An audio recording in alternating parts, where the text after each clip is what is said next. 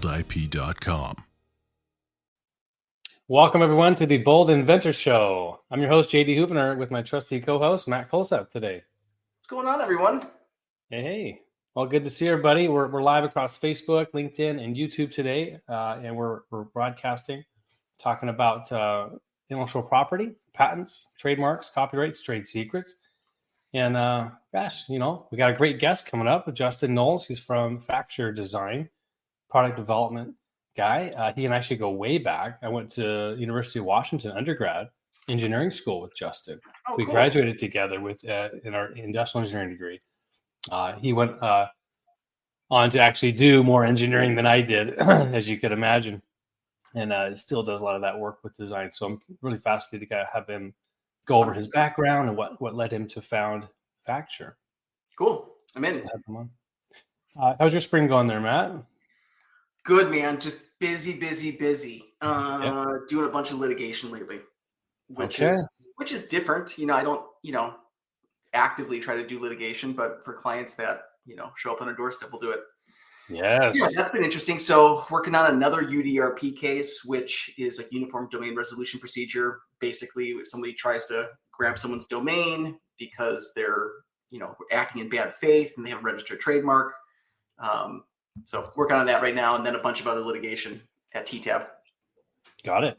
Yeah, the unfair domain stuff. I mean, that's always stuff kind of murky, right? There's different tribunals, or there's one big tribunal at World Intellectual Property Organization. So they have like a panel basically of judges that oversee these international cases essentially. So right now I have a client here in the United States who's got a domain that they don't use, but they're not infringing anyone else's trademark. And a company from Singapore who's trying to get the domain from them via UDRP. Got it. And they're doing that because they tried to buy it from my client. My client doesn't want to sell. So, okay. Yeah. It's a free market. Absolutely. Yeah. Interesting. Well, it's cool that there's a single body. Are they, in essence, like as comparison to the USPTO, are they quicker to respond? Yes. Very, very much so. Generally speaking, like I'm working on a response right now. We'll get it submitted probably end of the week. And then we should hear from the USPTO in about a month, or not the USPTO. We should hear from WIPO in about a month. Yeah, it's rare you hear that. We'll hear from the USPTO in a month. Never, not anymore. A few or several months. Yes. Yeah. The quickest that I hear back from the USPTO is about 3 months on anything these days. Got it. Well, for those that are joining us for the first time, Matt and I are both attorneys. I put the legal notice up there that we're not going to be giving you any legal advice by joining us. There's no attorney-client privilege for this broadcast. We're live across Facebook, LinkedIn, YouTube. So feel free to share any questions you've got about the process. Hypotheticals are really good, and we'll put you to the front of the line if you're watching live, and want to reward you for that. So feel free to ask questions of myself, Matt, or our guest once he gets on, and we'll put you to the top of the list. We did have a few questions that came in over the week. Matt and I'll go through those in about 5-10 minutes here, and then jump to our interview. So here I'm going to jump in. This one's on patents and about IP brokering. Seems to be kind of the hot topic. Cool. Bold Patents is offering an IP brokering service. We've done that for a couple of years, and so I'm personally taking that on. It's been really interesting doing that, working with clients, helping them find deals. It's challenging, but it's going to be quite rewarding getting those first couple bites. This question is, I'm shopping some patents around and spoke to a broker. I'm not entirely sure the patents are worth anything, so I'm surprised they're interested in working on a success fee only. I did provide some potential risk infringement research with my information package. Anyway, do these sort of companies just pretty much take anything they can get and try to sell it? Are they only taking things that they have some minor possibility of truly selling? So, I obviously can't speak for other companies. I can just sort of make my hunch and my guesses here. Sure. Now, if you're not paying out of pocket, if you're paying zero, fees, and as a commission only, I'm guessing that they'll probably, have a sizable commission, and I've seen a lot of different varying rates on this. So you have to be careful in terms of what you're agreeing to. If you lock yourself into a brokering agreement, some of these agreements could say, hey, if any success happens between while we're engaged, we are owed revenues, right? And that kind of in a way might box yourself out. Like if you are an entrepreneur and want to go find a deal on your own, you should be able to carve that out of the contract. In other words, they shouldn't be able to reap the benefits or get financially rewarded on a commission basis if you went and found that deal. So make sure you look into that. That's one of the big cautions, I think. Maybe look at reviews, vet them out. I have a, bit of a bias toward, if you're going to hire someone, if you can find someone that's also a patent attorney that understands the IP underlying, what's being brokered, is very helpful. So someone who's just on the business side, doesn't have the legal background to really discuss professionally what the IP is, could be a potential downside. Matt, anything you'd add on that? No, it's really a specialty thing, and I know you have a lot of experience with it as opposed to me. I definitely, if you're going to go through a broker, like anything, talk to at least 3 different companies before you Great pick, advice. right? Yeah, totally. Really, really good though. All right. So let's do one on the trademark side here. Great. The quick question is this extortion by an attorney? It's not an attorney. If it's extortion by an attorney, it's not an attorney. Okay, there you go. Yeah, not anymore. Okay, 2016, we're going back. I applied for a trademark for a logo I designed with my brother. My app got denied, and with the new business, I never followed up on it. Fast forward to yesterday, just started getting texts from a California attorney saying he will trademark my abandoned application. Is his name David Johnson? Because I saw one from David Johnson yesterday. Really? Okay, on this exact situation. Exact same thing. Okay, so you say scam. I say send it to an attorney, a trademark attorney. Let them look at it. Takes 2 minutes. Yeah. But yeah, it's more likely than not a scam. This is the newest scam that I've been seeing. And I had a client just yesterday email me and said, hey, I got this attorney from California. His name's David Johnson. He works for this company called Trademark something, right? It looks like a legit website. Okay. No attorneys listed on it though. And he keeps texting me about my trademark. Has it been abandoned? Which it was, 5 years ago or whatever. Right. Register it. And he's saying that he can now register the trademark because my attorney filed it incorrectly. Wow. Nonsense. Yeah. So, I mean, my initial reaction to this, this is the first time I've seen a attorney texting a client, a represented client. Yeah. And so I looked into it. It's not an attorney. What it is somebody pretending to be this attorney registered in California. Interesting. So it's obviously unfair practice of law, all sorts of red flags around, an individual. A ton of red flags. If this was an actual attorney, I'd be all over him, right? But it's not.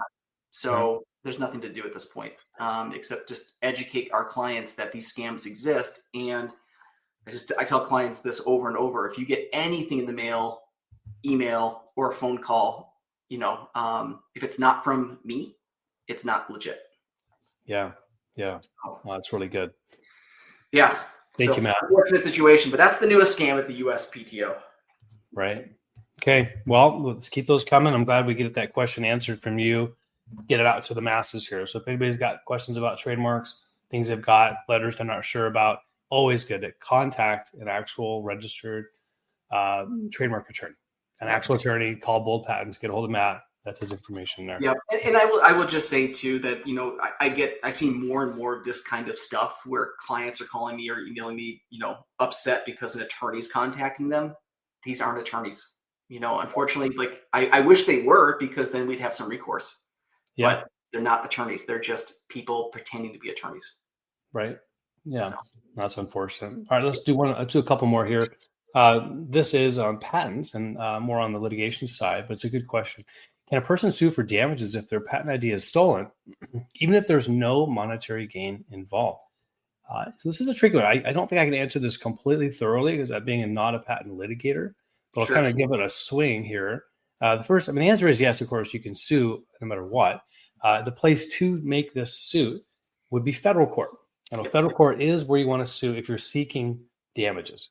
If that's the goal, obviously you want to also maybe get an injunction, which is a stopping of any making, using, or selling of your patented invention portfolio. But you're going to also try to seek some damages. I think in this case, if someone, other entity, in some way stole it, offered it for sale, but maybe never made any damages, there wasn't much that accrued, I think there's ways to articulate perhaps kind of tangentially unfair business practices that could cause damage, right? Where, hey, traffic that would have gone to your website was diverted, right? Where you somehow could demonstrate based on your own sales, a depreciation of, visitors, right? Or depreciation of potential sales that were distracted or diverted to this other infringer.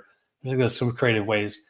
So is that Yeah, a from your end? like, it's almost the opportunity cost, right? Nice. Yes. So even if this person went to market with your product, right, and they did a crappy job and didn't make any money on it, right? I think you'd still be entitled to some sort of monetary damages based on like that lost opportunity cost.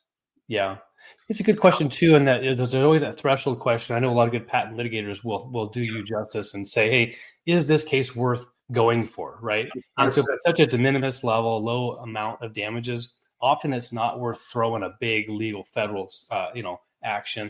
Yep. Usually, it's better to find a more cost-effective way to send a cease and desist letter, get it stopped, right? Maybe they don't even know about it. It's not a willful. But if it is willful, that could threaten any damages is potentially treble or triple that. Maybe worth going after. So potentially attorney's fees too. Good point there. Let's do one more. We'll bring on our guest. This one is trademark side. Great. Get this. All right. I want to make sure we didn't answer this one before. Okay. I don't mind answering the same question twice. We might get a different answer, right? Yeah, okay. Here we go. So I have a question about filing a trademark. I didn't do my diligence on selecting a brand name, and I've invested a lot on packaging without registering a trademark. Whoops, maybe. The name in question is similar to one in the field, and a variant of said name is being operated by another person from a different state. But it seems the business was not officially registered. Or trademark was, I own the website domain to the business and have a logo which I've created, which is different from that business. What potential problems might we face moving forward? Yeah, good question. So it seems like this individual thinks that there is a likelihood of confusion between its junior product or services and a senior user. Right. So in that particular situation, talking with a business or a trademark attorney can help you evaluate your business risk. This is not uncommon. This I would say is 25% of our clients. They're in a situation where they have a brand and we look at the USPTO and we think, yeah, we can register this. We look for common law usage or unregistered use out in the wild in the United States, and we find something. Okay. Well, then we need to take a look at that company, see when they first started using the brand, see if there's really a likelihood of confusion between our application and their use of the trademark. And then we make a business decision, right? There's some risk here, but we think that we want to keep the brand and we're going to file the trademark because first in time, first in right. At least we're in line at the USPTO. And if for whatever reason they try to cancel our trademark or come after us at some point in the future, at least we have the trademark application or registration that we can use as leverage during negotiations. Right. So got it. So the hope that they won't. What's that? So is the hope that they maybe won't notice it or won't care about your federal registration? Yeah. So I always tell clients, if we're going to apply for the trademark application, just know that we're never going to use this trademark to enforce it against that third party. We're just going to let them be, right? Anyone who comes after us, we can enforce the trademark, but not these folks. But the idea is that if we have the registration, at least then we're in the driver's seat. So if they want to cancel the trademark in the first 5 years of our registration, we at least have some sort of strategic positioning there where we can leverage our trademark registration for maybe like a consent agreement or coexistence agreement, work towards settlement. Whereas if we're coming in behind the 8 ball, there's no reason for them to play nice with us. Got it. So this person who's invested money in packaging, website marketing, they're not necessarily dead in the water. This is fairly common to where you can go ahead and move forward to get the registration done, just knowing that there's a level of risk. It's the exact same situation I talked to a client about on Monday. Okay. Exact same situation. They're on the West Coast. This other company is on the East Coast. They're doing something very similar between the two. But this East Coast company that's been around for a year hasn't filed the trademark application. So my client has already invested a lot of money working with one of our partners. So at this point, we're moving forward. That's great. Good. Well, thank you, Matt. Great answer. And for those out there watching, again, you're welcome to ask any question you want as we go through the broadcast. If you forgot to ask, now's the time to do it. But we are at the time we're bringing on our guest. I'm excited to bring on Justin Knowles. Welcome to the Bold Inventor Show. Hello. How's it going? Hey, Justin. Hey, great to have you. Thanks for making time. I know you're a busy guy. Love to hear, kind of where things went. I know you and I went to school together back at the University of Washington and engineering, and we touched base a few times. But walk us through your background and how you got started with Facture. Yeah, perfect. Yeah. Also, Justin, just to butt in here before we get started. Great mustache. Really nice mustache. It's the only facial hair I can successfully grow. You too? So yeah, we're mustache friends.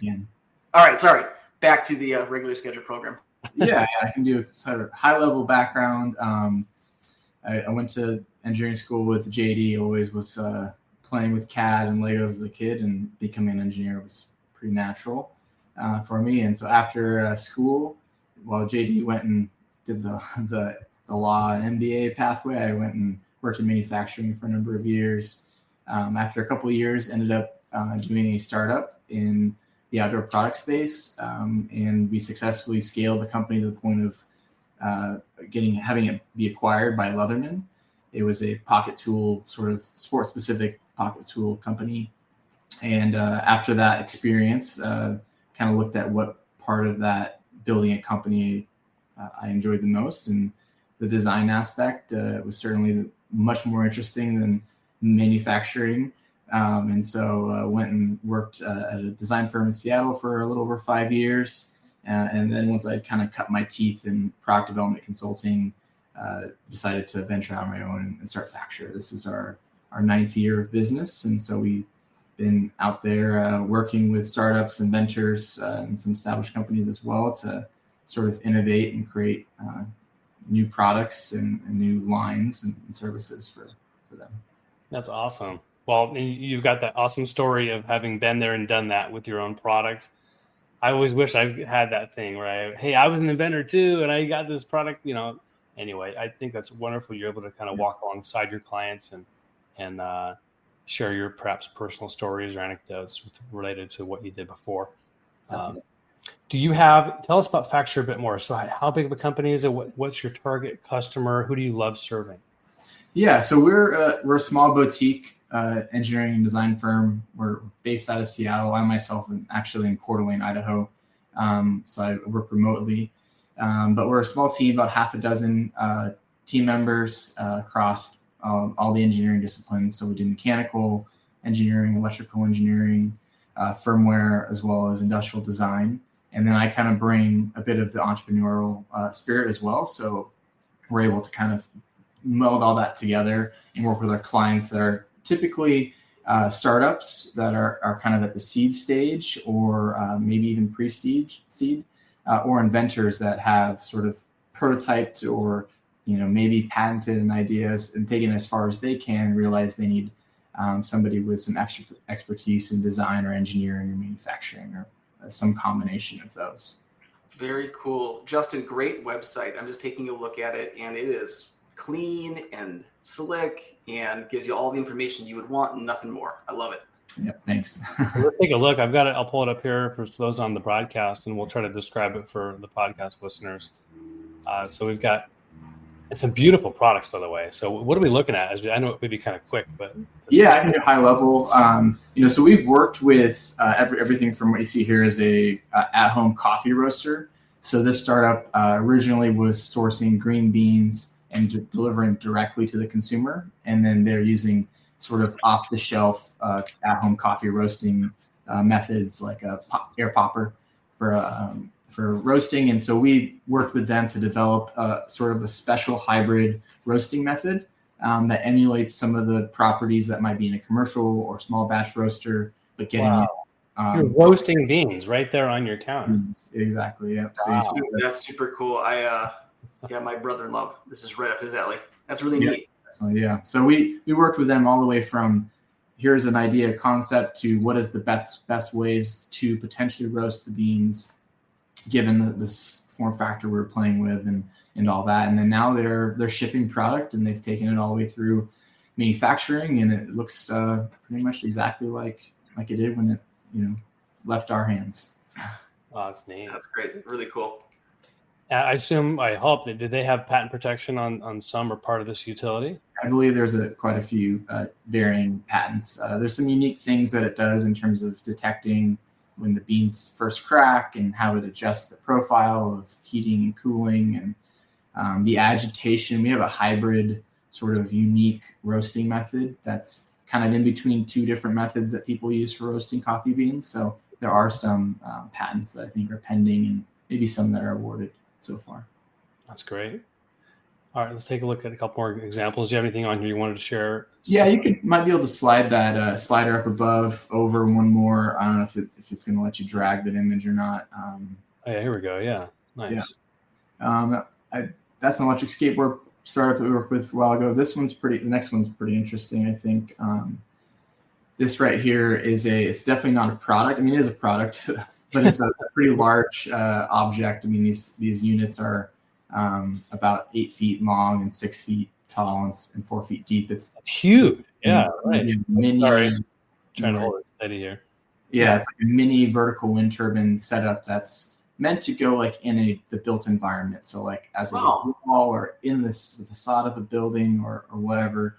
And so that startup had done some, R&D on their own, and then they needed to take that and make it real. So the aesthetics, how to actually make the prototype functional. So this top portion has a bunch of electronics and motors and brakes and, the methodology of control and how we measure wind, speed, and direction. Like all of that's kind of hidden within this. And this was, a much deeper project in terms of engineering analysis and simulation and all the things that we did for that. But we built several full-size units that have been out testing in the real world. So that's fantastic. Well, cool. Well, I'm having trouble holding the screen steady here, but we could stop sharing on that. But some of these just look incredible. And so nice photography. I agree. Yeah. So have you personally been involved? I mean, what is your role currently there now? How do you, what gets you excited about, that working with each client? Yeah, I think at the end of the day, what I'm most excited about is helping entrepreneurs. And I've been there and done this and, succeed successfully and unsuccessfully many times. And I've just worked on so many projects that I think what I have a passion for is seeing founders go from their idea to something that is real. And then from there, helping them as best we can. Obviously, we don't do like the business, oversight and distribution and marketing and stuff, but we try to get them as best set up to be successful with the product itself. And so that's what drives me, and I think drives our team, is that we want our clients to be successful. We want to create the best product that, from whatever standpoint that is, from lowest cost or best user experience or what have you, and create that value for the founder. That's kind of our primary driver. Hey, Justin, we got a question from our audience. So first of all, Jonathan says a lot of this is beautiful, and he's a fellow designer out there too. So good comments. And Larry had a question, Larry Breitbarth. Curious about your revenue model at Facture. Do you participate in the ownership of companies that you're helping? Yeah, it's a good question.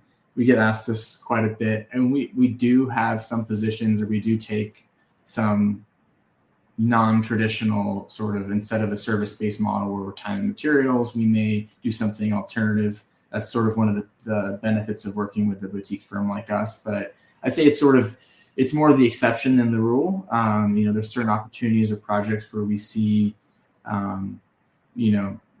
we're a way that we can assist more than typical. So that could be me doing some business advising or strategic advising. It might be that there's certain parts of our network that could be really valuable, or it might just be to bring costs down. We might take an equity stake in a startup or with an invention. But I would say it's pretty rare. But when we see certain things pop up that are exciting, then we will make an offer in that sort of realm. So. Got it.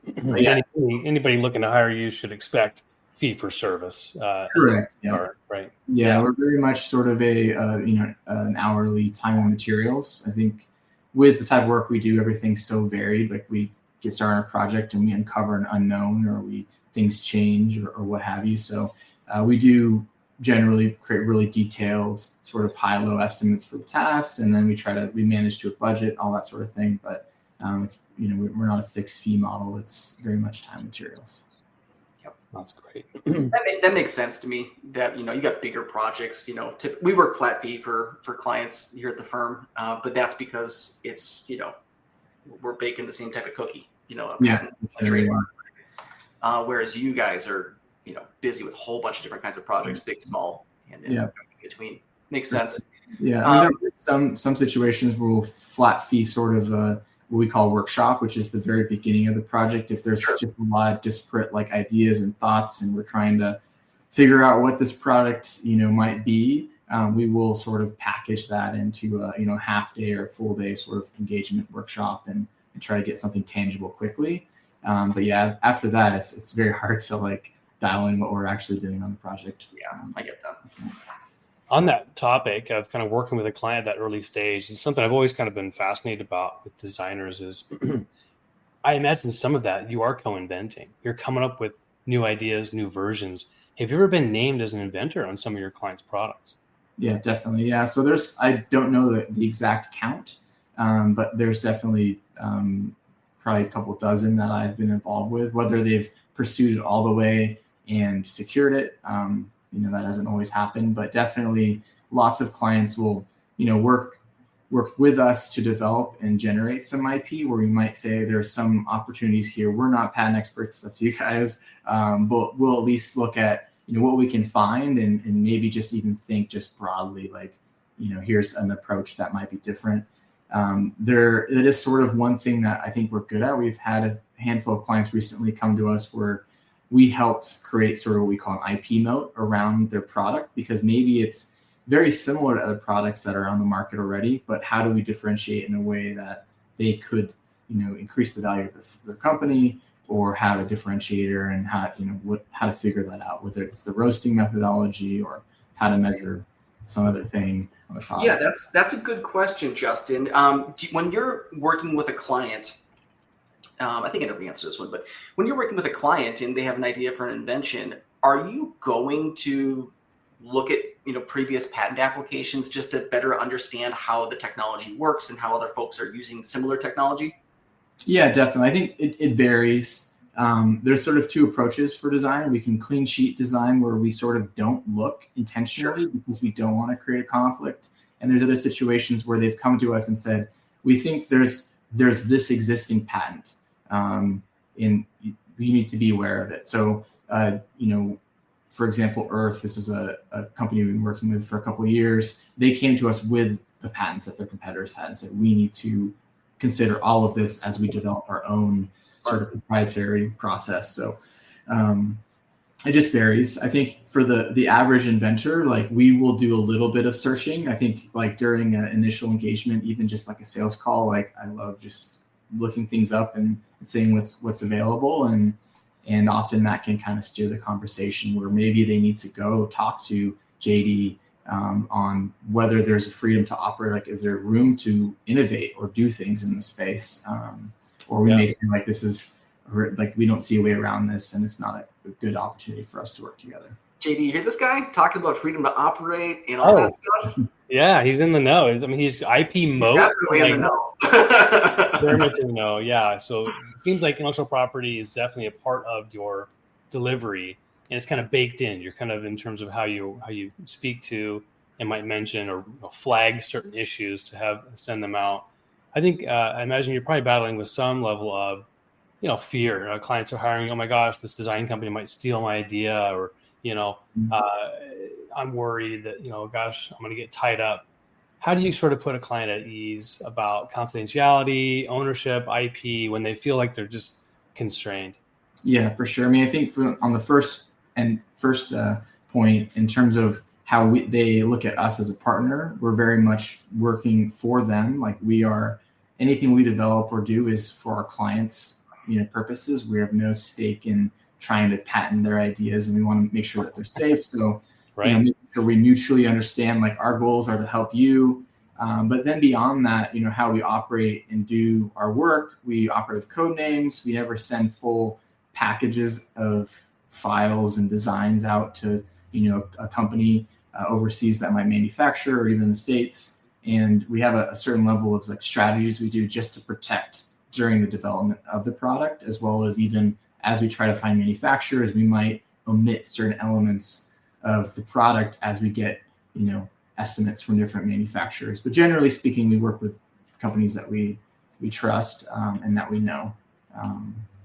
That's great. Well, let's talk about that, about manufacturing, right? The part of what's in your name of the company, right? Yeah. The actual fabricating. Do you do some in-house, and then when do you decide to use a larger separate manufacturing group? Yeah, I think we would love to be able to do more manufacturing, especially in today's market, in-house. I think there's always that desire. Like, we would love to be able to build something or have a closer relationship. But part of the advantage of not having it be part of us is that we can go and find the best opportunity or best relationship for our clients, whether that's direct to a factory, or we have a few partners that are sort of like, I hate the word middlemen, but they're sort of advisors on, they may combine a few different manufacturers in different geographical locations. And so they can get our clients the best deal in terms of either the fixed cost or the end variable cost, like cost per unit or whatever. But in-house, we do a lot of prototyping. We do a lot of builds of what we call pilots. So maybe we build 100 of them to go test in the marketplace, or 1,000. We've built, I think 1,000 is probably the highest we've ever built. And that might be taking a bunch of pieces of plastic, a couple circuit boards, and sort of screwing it all together and testing it, and then it being used by our clients to test, in their final use case. But generally speaking, we tend to build a couple to a dozen sort of prototypes during our projects. That's great. Yeah, we had I forget the name, unfortunately, but someone was on talking about 3D printing, and like, so how the technology's just got so good. I imagine you take advantage of some of that with your prototyping. Is that right? Yeah, we've got 3D printing it's become more and more commoditized, and then the technology has gotten better in the last couple of years, where right. People that I know that are not even a designer or engineer are buying these machines that we have, and they're just printing things for their house or drone parts or whatever it may be, or their kids are starting businesses to sell at craft fairs. Like, it's so ubiquitous. And so for us, like, we do use that quite a bit. And it's kind of a daily thing. Like, our machines are always running, and it allows us to iterate and test. And one of our sort of core values, as well as the company motto, is prototype sooner. And so on our wall, we have a huge, 3D printed, three-dimensional sort of prototype sooner sign, because whenever we're thinking about what we're doing and how we're doing something, can we just prototype that sooner? Can we take, hot glue gun and cardboard and test the mock-up? Sure, why not? Right? We go and 3D print something tonight and then test it tomorrow. Like, what can we do to prototype sooner and learn faster, and iterate, as intelligently as we possibly can. I love that example. And so when it comes to actually building real life prototypes, tell me about how you've been able to handle virtual representation, clients that would probably benefit from being in person with you, seeing their product. How do you kind of get around that? How do you serve them best, not being able to be there physically? Yeah, I mean, we have majority of our clients at the moment aren't in the Seattle area. They're across the country. So, we're able to engage remotely, video a lot, and then, sending prototypes over. Our own team is distributed. We have, one of our team members is in Texas. So we're sending stuff between us and Texas and then off to clients and bringing things from different manufacturers and suppliers. So, nowadays, we can overnight something or send something to get a physical sample or show on a screen what a rendering might look like, or even how it's functioning. But hands-on is always the best of the prototype. So whenever we get to a good point, we love to just send something off to a client and have them unbox that. And at one point we had a client do an audio recording of their unboxing, and it was very rewarding for the team to sort of listen to their reaction and be like, they're so excited and happy that this idea and thing that they had sort of seen through screens and through our engagement was now real. Like, they could touch it, and they were like just giddy and excited. And that is fantastic. Look at that. Go ahead, Matt. Oh, no, I was just going to say, there is something to creating something physical, right? Both JD and I, we work in this intellectual space where we, our service providers, But, I did have for a while, I did have like a dog ear manufacturing business, and it was so rewarding to have, manufacture products, right. And put products to work. So I totally get that from your client perspective. Yeah. Well, I mean, when you said unboxing, I'm used to seeing these stories, on whatever TikTok, or I don't do much TikTok, but I've heard about stories where, the Apple or whatever it is, the final product from the, the retailer. You're the designer shipping a package to your client, right? That's pretty amazing. So sounds like you take really special care of your clients. Just in that story, I was able to gather how personal this service is to you and your team. For sure. That's awesome. It's really cool. You've run some good culture there, it sounds like. Definitely. And been able to serve clients in lots of cool ways.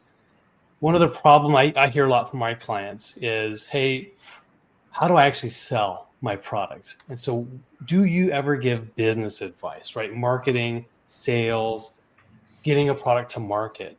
Do you advise on that or kind of refer out? How do you handle it? I provide as much sort of pro bono advice that I've gained, over the decades of doing this. And it is important as we scope a project and we're initially working on it through our different phases of development. We want to know, what is their go-to-market strategy? Are they trying to get something that they can go to Kickstarter and sort of start the business that way? Are they going to just directly sell on their website? Or are they going to go try to get the product into Target or into Costco? And so all of those things actually have important ramifications on the product when it comes to certifications and testing. What markets are they going to sell? Are they going to sell in Europe, just North America? All those things really are important for us to define even the detailed requirements on, what components can go on the PCB and how we test it. But in terms of the actual end, selling, every business is very different. I do have active experience with some of the startups I work with and them selling their products online and knowing how they're marketing and handling all of that. And so we can give some general advice of maybe you shouldn't go and try to sell this through Target right now. Let's wait until you're getting these by the container load before you move to that. But high level, strategically thinking about how you might sell it, as well as considering the cost. And so when you sell something into retail, most retailers want what they call keystone pricing, like 50% margins. Yep. Unless it's higher end product, sometimes they can decrease it. A company, a wholesaler like Costco may require less margin, but they're requiring a little bit more in terms of the value proposition of maybe you see those double packs or triple packs of products or what have you. And so thinking through those things and trying to make sure, if the product is, you want to sell it for $100, you might have to wholesale it for $50, but if you have a distributor in there, you're going to lose some additional money and it's going to cost this much. How do you break down and figure out what margin you have to play with, and then ensure that this can be a successful venture? I love that, Justin. I think that was gold. That's gold. Right. Exactly. And I think if I'm hearing you correctly, what you're saying is you need to have a business plan, right? When you go into something like this, you need to have a business plan because you need to have an understanding of all the variables that are going to go into that landed cost and the price to the consumer and what you're going to be left with at the end of the day. Sure. Another thing that I thought was really clever that you said was, thinking about the use case or where this product's going to be sold. Is it going to be in store on the shelf? Is it going to be hanging, on an end cap? Or is it going to be sold direct to consumer from Amazon, right? And all those different products, placements typically are going to have different product packaging associated with them. Right. And so that's something that I find, is important for clients to understand, is that, really understand your go-to-market strategy, who you're selling to, where you're going to sell it, how you're going to sell it, and then make sure that your packaging is commensurate with that application. For sure. Another thing too, when it comes to packaging, if you're going to be shipping in case packs to a distribution center, Amazon, for example, got to think about that stuff early in terms of how you're going to optimize that case pack. What size is my product packaging? How many can I fit into a case that I'm shipping into Amazon? Really good stuff. Yeah, there's a lot. There's almost a science to just that, 100% per carton, and how that's going to be distributed and handled, and is the product is sold on Amazon, nobody's buying it for the packaging, right? So founder may really love and want to have packaging that's like an Apple product, but if they're never going to have it on the store shelf, and they're just starting out, that might not be the best approach. I mean, there is some benefit. Everybody loves, at least if they're Apple fans, opening an Apple product. Like taking off the plastic, opening the box, all that's great. And out of the box, like that experience helps portray the brand of Apple as this higher end electronics manufacturer. But at the end of the day, as a startup or as an inventor, you're getting your first thing out there, they're not buying it because of the packaging. They're buying it because they want that product. And so can you make the product a little bit better by not investing $10 in a box? Like all those things do make a massive impact. Super important. Shipping, really important too. I don't know if you guys have shipped anything lately, but it's expensive. And if it's over a certain length, it's crazy expensive. For sure. A client ran into this a couple years ago. They manufactured like children's-sized kayaks. Mm-hmm. Well, turns out they were like 2 inches too long to ship into Amazon's distribution center network using traditional like mail, right? Yeah. So now they have to ship everything on pallets, which is, as you can imagine, LTL, less than load. Freight costs are insanely expensive. So something definitely to consider. Definitely. Yeah. Well, you dropped some major gold nuggets, Justin. So it's kind of like this idea. It's not, hey, I got this cool thing designed. Now I'm ready to figure out how I'm going to sell it. It's no. If you did it right, you designed it knowing ahead of time how you're going to sell it. Knowing, doing the best you can in terms of making sure you're going to have margin, making sure it's going to be the right size, like Matt just said. So it's you really do have to talk about that business plan. It's how you're going to sell up front if you did it right. So a lot does come on your shoulders, sounds like, in terms of especially at the beginning of a project. Yeah. I often find myself, Justin, probably in a similar situation to you when I'm advising clients, about their trademark, about their branding. They have a lot of questions about the nuts and bolts of running a business, right? How do I register on Amazon? Who can I talk to about, manufacturing, or working with this design firm and they say that they own the trademark, or, whatever. Yeah. It's just, I know that at the end of the day, like you and I have our expertise and, we're good at what we do, but, there's so much more to our roles as, attorneys and, designers, right? We're there to educate and be a resource for our clients. Definitely. Okay, so we talked patents a bit. Let's jump to trademarks a little bit. So when do those questions start coming up for your clients, or when do you maybe raise the flag for them and say, hey, you know what? Maybe you should start thinking about the name, make sure it's not going to be conflicting, perhaps talking with a trademark attorney. Yeah, definitely. I think that it doesn't happen as often as just the general, design, patent, utility patent conversation. But when we start thinking about how we're going to apply the logo, sometimes we ask, well, do you have a trademark? Or they may say trade registered or self-trademarked or whatever. And it can get tricky because when you're paying money to get that logo, like say it's being molded into the plastic of the product, like you're sort of spending money and every product out is going to have that on there. And so to change it is not cheap and not, timely. And so, we'll often ask, like, do you have a trademark for this? Or we really advise that you go and secure that. Or maybe we don't mold it into the product.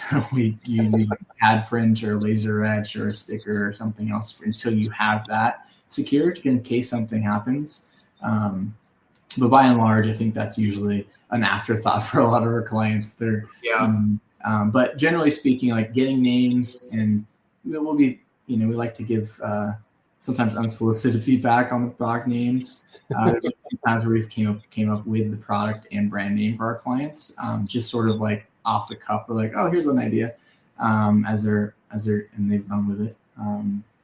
But generally speaking, I think the main thing to be cautious of is just how you're applying that to the packaging or the product, and making sure you're not creating risks for yourself later where you have a bunch of inventory that cannot be sold. Really smart. Yeah. That's great. Yeah, one topic in terms of marking products, I always think about marking patent pending or with the U.S. patent number. I imagine that's part of your process. Anything to mention there specific to your clients and the way you handle that? Yeah, definitely. I think patent pending it does carry some weight in on the product. I think often the timeline, as you guys know, for obtaining a patent can be quite long. And so at least putting patent pending, it gives potential competitors a sort of like at least a pause, like, oh, I need to see what is patented if they can't see if it's published or not. You might even give them cautious, like if it says patent pending and it's an unpublished application, they may even just say we shouldn't even venture into this until we see that patented, and it gives you a little bit of a protection, buffer, if you will. But yeah, adding patent pending onto the logo, mark, or in the area, or under the product, or on the label, or whatever it may be, is certainly something we suggest when possible. Yep. Fantastic. Well, Justin, thank you. Go ahead, Matt. No, that's great advice. I mean, I always tell clients, I mean, it's fine to make believe and play around with brands, but when it's time to start spending money on that branding, have that logo created, have that product or that die cast or die created, or that sign, that $20,000 sign you're going to put up at your retail location. Mm-hmm. And we got to have that trademark dialed in before then. For sure. Yeah. Justin, we're going to go to our next segment. I want to thank you so much for making time for us and our audience. And if you're comfortable, can I share your email address, or maybe give a different email address for those that want to reach out? Okay.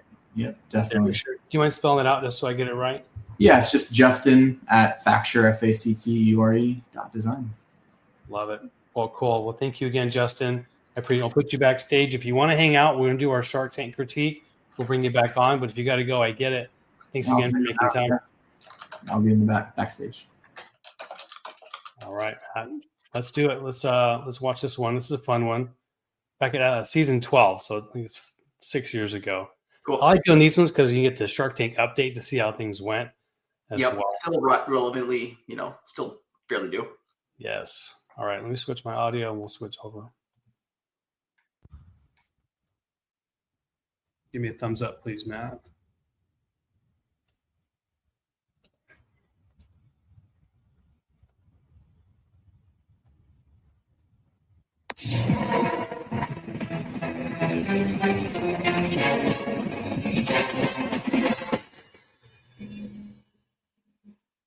Madam Cookson. Hi, I'm Craig Beinecke. We're from Denver, Colorado. Our company is TechTry. We're seeking $500,000 in exchange for 5% of our company. Sharks, this toilet stands before you today guilty of a terrible crime. Murder. That's right. This porcelain perpetrator is the #1 reason people lose phones to water damage.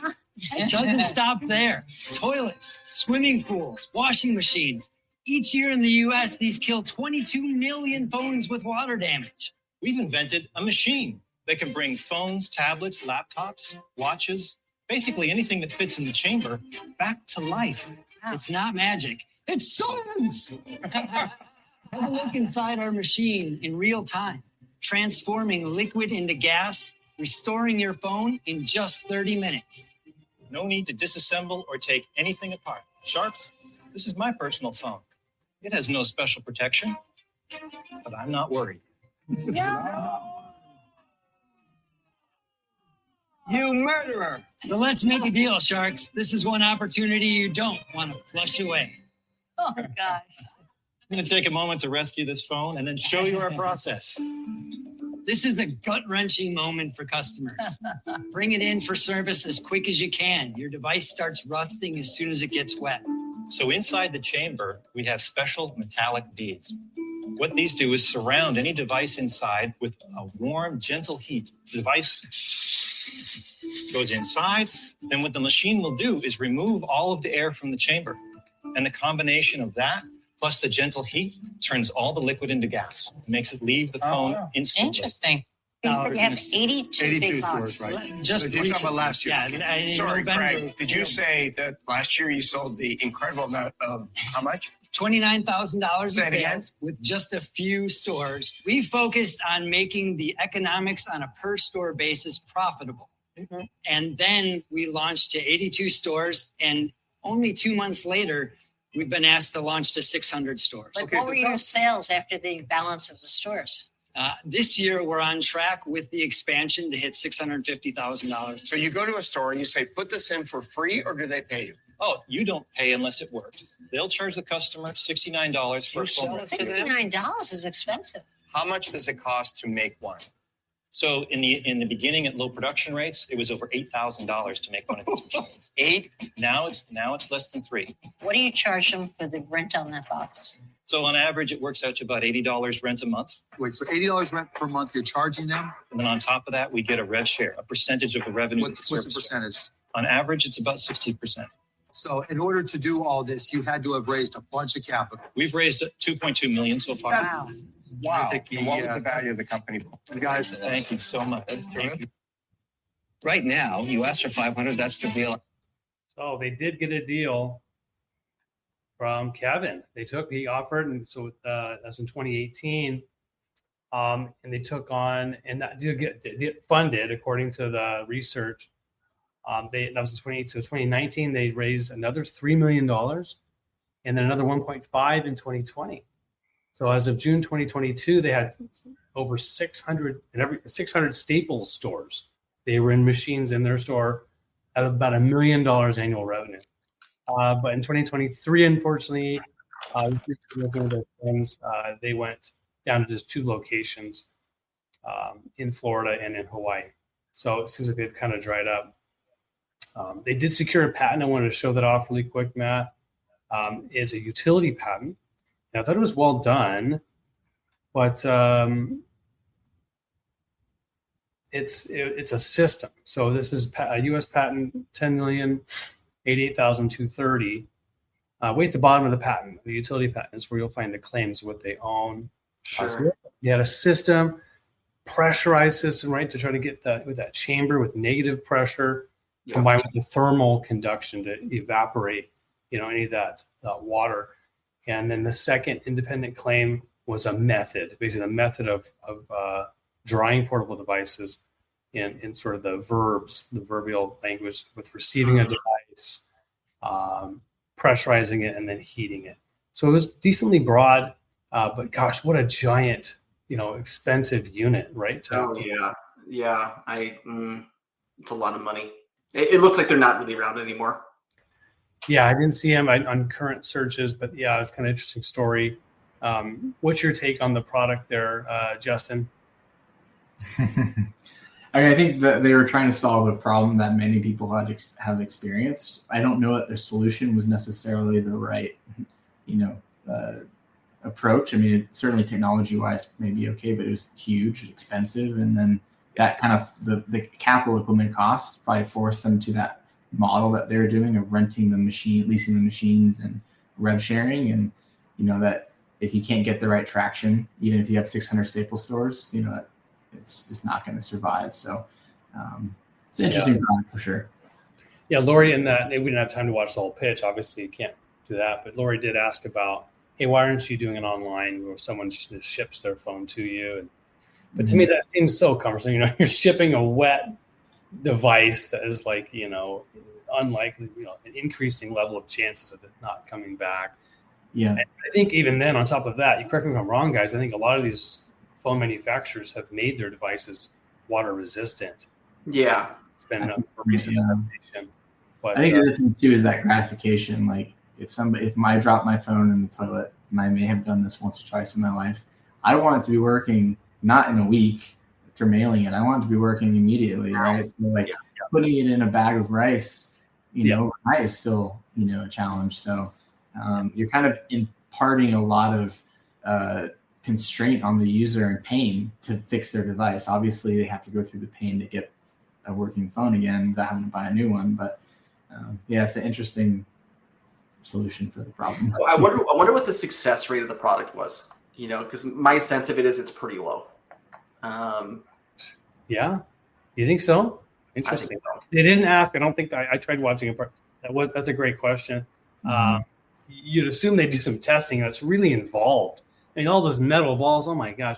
So let's say these guys to you in 2017, Justin. They're like, hey, here's our idea. Mm-hmm. I mean, obviously, hindsight is 2020. But thinking back, how would you kind of help them think it through? Would you kind of help me understand that?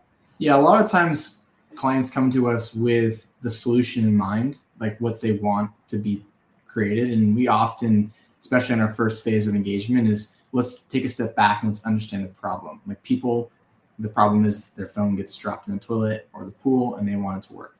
And then we start thinking about maybe the solution that they came to us with isn't the only one in the solution space. Maybe there's ones that better fit the business model or provide a different business model. And we're never trying to force anything, but we may say like, this is probably a better path. And so we probably, in this case, will look at that user journey of, okay, they had this pain because they dropped their phone in. Now how quickly and cheaply can they fix their phone and be back to using it? And we look at what are the different technologies and ways to address this. Like their solution was more of an industrial commercial application. We may be looking at, okay, how could we, sort of improve the experience of the old, the bag of rice. And I think there are some products that came out that are more on the consumable side. Yeah, I was going to say, like, I bet you and your team could rig up a plastic bag, a CO2 canister, and a heat pack, and get similar results, right? And be able to ship them to clients overnight on Amazon, right? Yeah. There's probably a different solution out there for this. Exactly. There's probably tons of solutions. And I think getting back to like, what type of company do you want to have? Do you want to build a company that makes these machines and leases them to Staples? Like that require them to raise, I think, roughly $6 million if I did the math correctly in total, right? Like that's a lot of infrastructure and costs that you have to sustain as a business. And you can also relying on Staples, right, being viable, right, which I think may have be the case. It's not really right. So let's take 1 or 2 minutes on trademarks. So tech, we see this a lot where tech is misspelled on purpose. Yeah. What do you think about the brand? I got so many different clients that, tech, TEK or whatever, but I hate it. I'll be honest. I really hate the brand. It is so 90s. Just feels old and stuffy, and not stuffy, just old and dry, right? No, tech dry. But anyways, they do have a couple trademark registrations at the USPTO. They are in the services category, rescuing services for portable electronic devices. So that's what they're registered under. They have both a design mark and a word mark, and both of them are due to be renewed by June 2nd of this year. Otherwise, they are abandoned. So my sense is they're being abandoned. Right. Okay.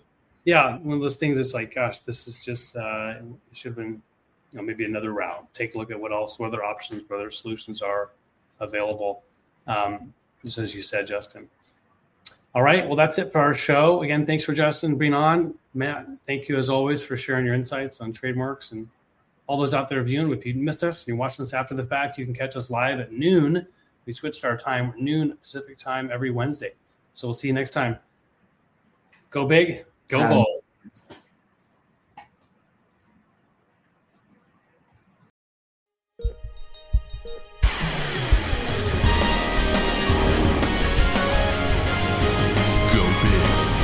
Go bold at boldip.com.